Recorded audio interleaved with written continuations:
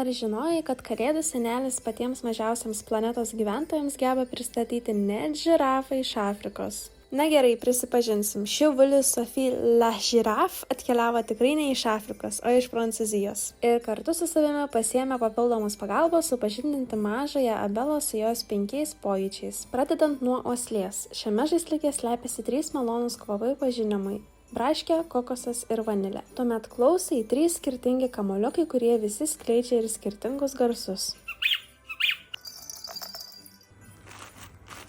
Regai slepiasi stebuklingas veidrodėlis su žirafos paveiksliuku ir 3 skirtingais permatomais stiklais į pasaulį žvilgtelti šiek tiek kitomis spalvomis. Tuomet skoniai lengvai suimamas kramtukas mažomis rankutėmis kartu su skirtingomis tekstūromis. Na ir galų gale lytėjimui kubas su 6 skirtingomis tekstūromis lavina mažosios motorinius įgūdžius. O visi šie žaislai dar ir pagaminti iš natūralaus kaučiuko. Todėl, jei dar nežinote, Kalėdų seneliai, ką palikti po eglute savo mažiesiems, turėkite omeny, kad šie lavinamieji žaisliukai jau įgyja mūsų dukrytės favoritų ženklus.